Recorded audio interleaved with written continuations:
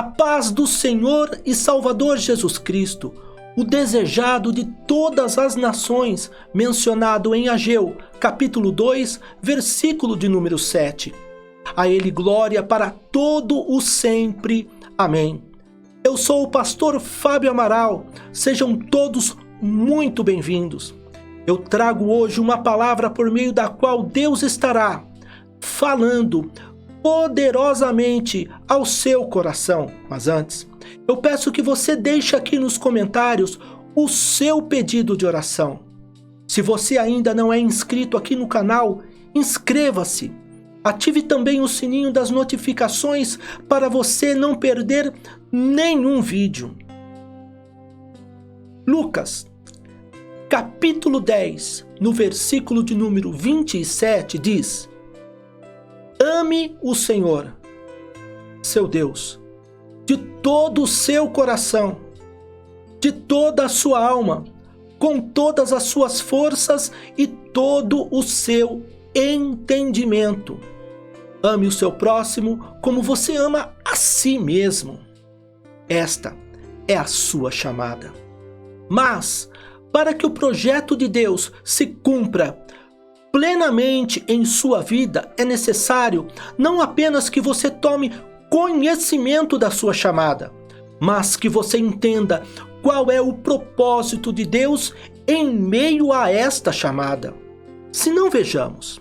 1 João, capítulo de número 4, no versículo de número 20, diz: E o mandamento que dele temos é este: quem ama a Deus, ame também o seu irmão. Evidências. Deus trabalha com evidências reais e requer provas. Romanos, capítulo 5, no versículo de número 8 diz: Mas Deus prova o seu próprio amor para conosco, pelo fato de ter Cristo morrido por nós, sendo nós ainda pecadores. Deus entregou por amor a nós aquilo que para Ele era mais precioso, aquilo que Ele mais amava, o seu Filho unigênito. Qual a dimensão deste amor? Imensurável, simplesmente indescritível e infinito. O poder mais surpreendente do universo. Deus é amor. Daí, percebemos a sua importância, tanto que o apóstolo Paulo, no versículo 17 do capítulo 3 de Efésios, estava orando para que eles, arraigados e alicerçados em amor, pudessem, juntamente com todos os santos, compreender a largura, o comprimento, a altura e a profundidade, e conhecer o amor de Cristo, que excede todo o entendimento, para que eles pudessem ser cheios de toda a plenitude de Deus. O que é isso? Senão uma vida consagrada em amor ao Deus eterno, evidenciando, demonstrando, provando através de ações práticas o amor incondicional ao Deus da sua vida. Em Gênesis, capítulo 22, Deus pôs Abraão à prova e lhe disse: Abraão, este lhe respondeu: Eis-me aqui. Deus continuou: Pegue o seu filho, seu único filho Isaque, a quem você ama, e vá à terra de Moriá. Ali, oferece-o em holocausto sobre um dos montes que eu lhe mostrarei. Oferece-o a quem? A Deus, que o chamou quando ele ainda estava na Mesopotâmia e lhe fez promessas gloriosas. A oferta era ao Deus que lhe deu Isaque e que até ali o guardara de todo o mal. Uma oferta de amor, fruto de um coração grato ao Deus que lhe dera tudo, inclusive a própria vida.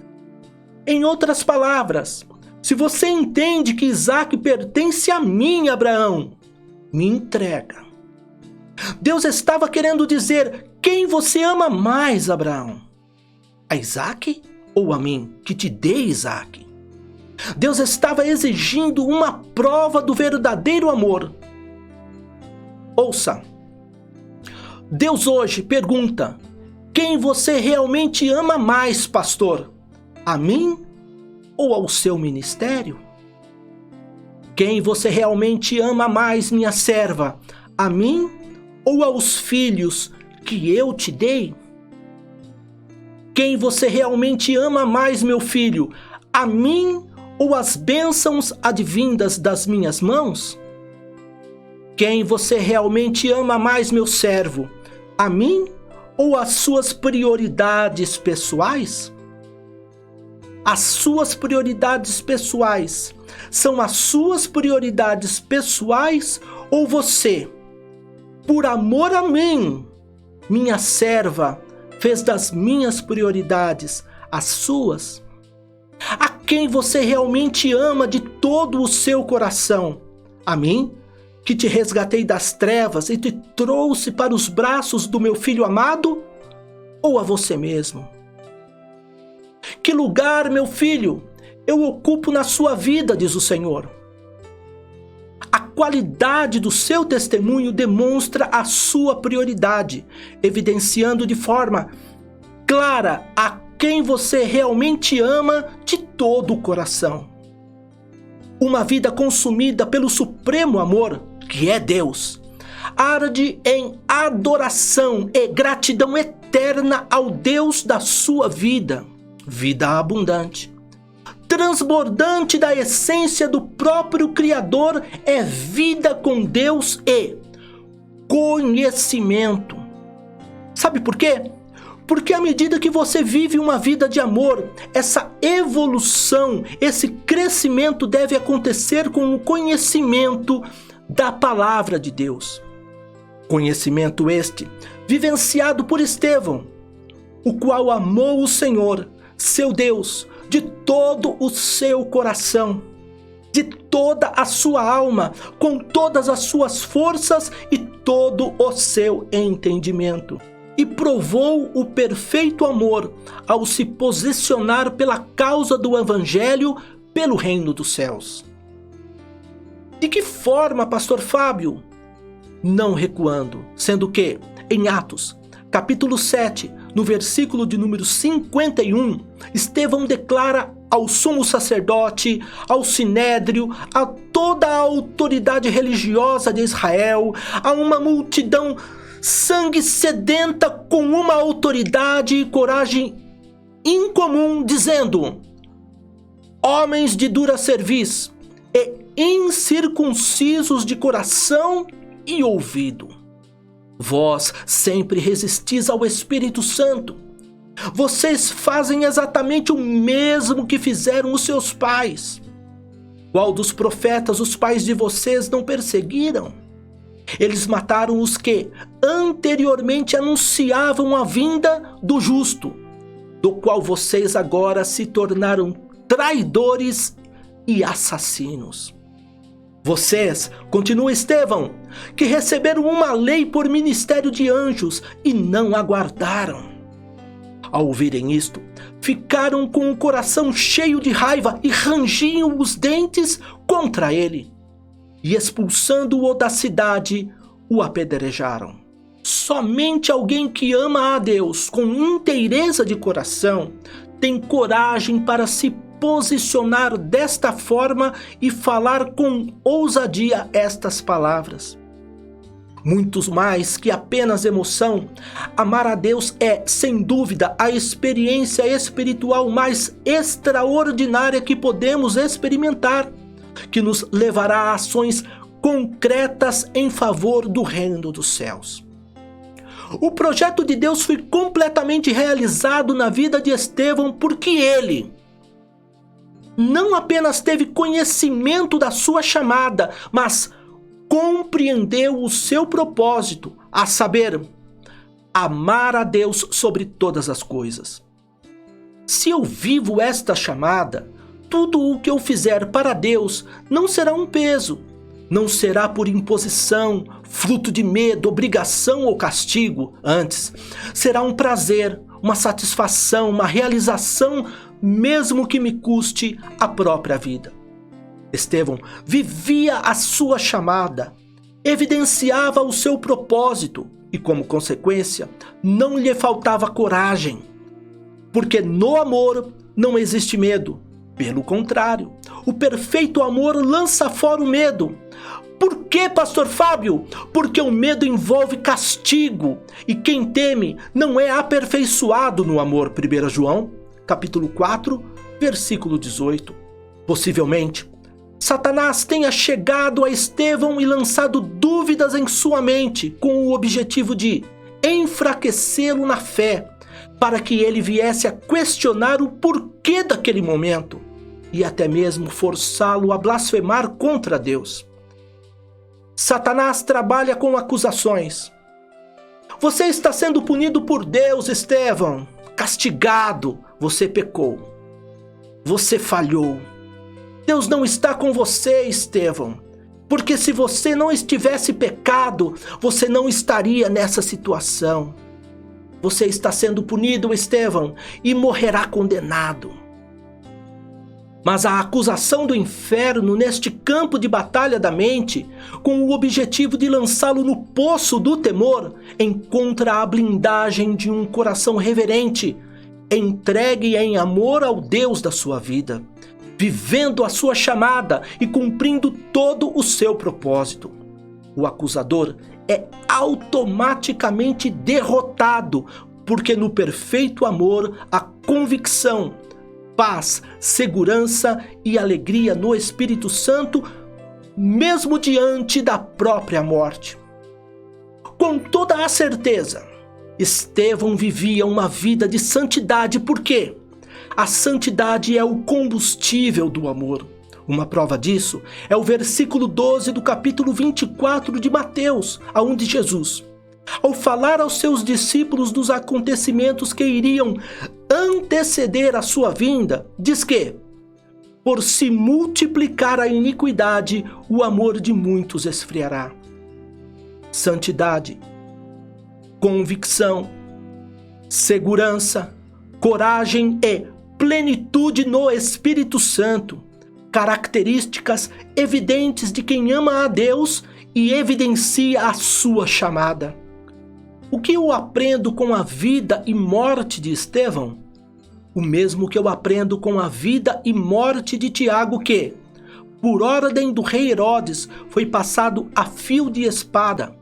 Fato este mencionado em Atos, capítulo 12, no versículo de número 2. Ou seja, eu aprendo que nem a morte nem a vida, nem anjos nem demônios, nem o presente nem o futuro, nem quaisquer poderes, nem a altura, nem a profundidade, nem qualquer outra criatura nos poderá separar do amor de Deus, que está em Cristo Jesus, nosso Senhor. Romanos, capítulo 8, versículo 38 e o 39.